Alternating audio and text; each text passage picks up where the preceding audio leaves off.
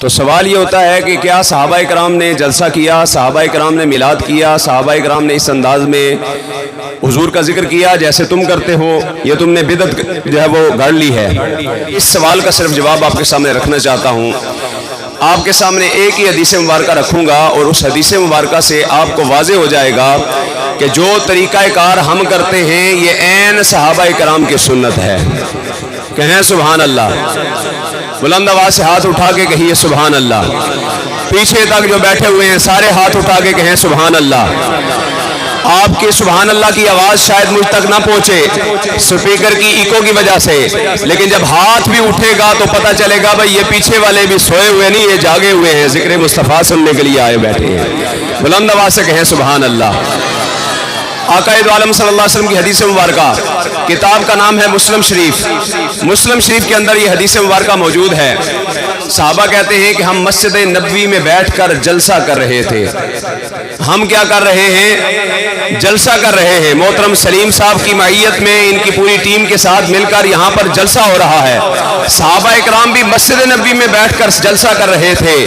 آقا دو عالم صلی اللہ علیہ وسلم اپنے کاشان اقدس سے تشریف لے آئے اور حضور نے تشریف لاتے ہی صحابہ اکرام سے سوال کیا، ما اجلسکم، اے میرے صحابہ یہ جلسہ کیسا ہے؟ اے میرے صحابہ یہ جلسہ کیسا ہے؟ تو آقا دو عالم صلی اللہ علیہ وسلم کے صحابہ نے اب جواب عرض کیا، یا رسول اللہ جلسنا نذکر اللہ ونحمدہ علی ما ہدانا للاسلام ومننا علینا بکا۔ اب گویا یوں کہہ رہے تھے، فضل رب العلا اور کیا چاہیے؟ دایاں ہاتھ اٹھا کر مل کر پڑھ لیجئے، فضل رب العلا اور کیا چاہیے؟ ہاتھ اٹھا کر لہرا کر پڑھیے، مل گئے مصطفیٰ اور کیا چاہیے؟ مل گئے مصطفیٰ اور کیا۔ حضرات وقار صحابہ کرام سے حضور صلی اللہ علیہ وسلم نے جب پوچھا کیا کر رہے ہو تو صحابہ نے یہ جواب دیا، یا رسول اللہ آپ کا ذکر کر رہے ہیں، اللہ کا شکر ادا کر رہے ہیں۔ آقا دو عالم صلی اللہ علیہ وسلم نے اگلا سوال کیا، حضور نے فرمایا، میرے صحابہ قسم اٹھاؤ کہ تم یہی کام کر رہے تھے۔ اے میرے صحابہ قسم اٹھاؤ۔ سلیم صاحب آپ نے یہ جلسہ سجایا، یہ وہ اتنی خوبصورت لائٹنگ کی، آپ سے کوئی پوچھے کہ کیوں کی ہے تو آپ کیا کہیں گے؟ حضور کی ولادت کی خوشی میں کی ہے۔ اور اگلا بندہ کہے قسم چکو کہ تساں اسے واسطے کام کیتا ہے۔ قسم اٹھاؤ، کیوں قسم اٹھوائی جا رہی ہے؟ صحابہ کرام جیسی مبارک جماعت سامنے ہے اور کوئی شائبہ بھی ذہن میں نہیں آ سکتا کہ صحابہ کرام حضور کے سامنے کوئی بنا کے اپنی طرف سے بات کریں گے۔ آقا دو عالم صلی اللہ علیہ وسلم نے فرمایا، صحابہ قسم اٹھاؤ کہ تم یہی کام کر رہے تھے۔ تو صحابہ کرام نے قسم اٹھا کے کہا، یا رسول اللہ ہم یہی کام کر رہے تھے۔ تو آقا دو عالم صلی اللہ علیہ وسلم نے فرمایا، لم استحلفکم تہمتن، فرمایا اے میرے صحابہ اس لیے قسم نہیں اٹھوائی کہ مجھے تمہاری بات پر یقین نہیں تھا، بلکہ اصل میں بات یہ ہے کہ میں اپنے حجرے کے اندر موجود تھا۔ آتانی جبرائیل، میرے پاس جبریل امین آئے، جبریل امین حاضر ہوئے اور دست بستہ انہوں نے عرض کی، یا رسول اللہ آپ کے صحابہ مسجد نبوی میں بیٹھ کر جو کام کر رہے ہیں، ان اللہ یباہی بکم الملائکہ، اللہ تبارک و تعالی صحابہ کے اس عمل پر فرشتوں پر فخر فرما رہا ہے۔